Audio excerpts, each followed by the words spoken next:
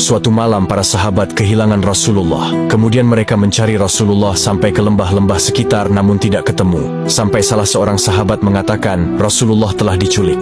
Hingga waktu subuh tiba, Rasulullah kemudian muncul dari arah Gua Hiro. Ya Rasulullah, kami mencari engkau ke sana kemari namun tidak ketemu. Malam ini bagaikan malam mencekam bagi kami, wahai Nabi Allah. Kemudian Rasulullah menjelaskan, salah seorang pendakwah dari kalangan jin mendatangiku, lalu aku pergi bersamanya, kemudian aku membacakan Al-Quran kepada mereka. Kemudian baginda menunjukkan kepada para sahabat jejak dan bekas tempat duduk mereka yang menyerupai bekas bara api. Setelah kalangan jin yang pertama mendengarkan bacaan Al-Quran, di mana kisah ini tercantum dalam surah Al-Jin, ayat pertama sampai kedua, mereka kemudian menyampaikan dakwah kepada kaum mereka, maka terbagilah menjadi dua golongan.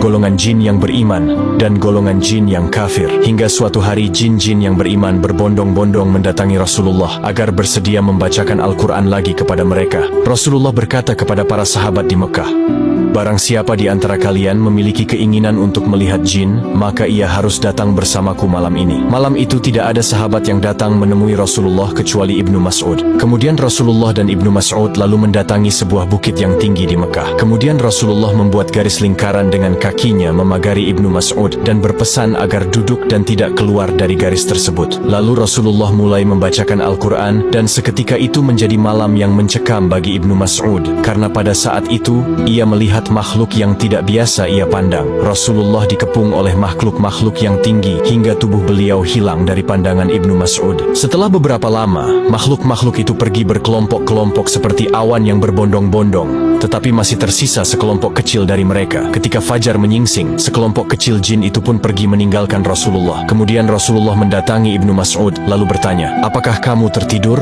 Ibnu Mas'ud menjawab, tidak, sesungguhnya berkali-kali saya ingin meminta pertolongan, tapi saya mendengarmu memberikan isyarat dengan ketukan tongkat kepada jin-jin itu agar mereka duduk.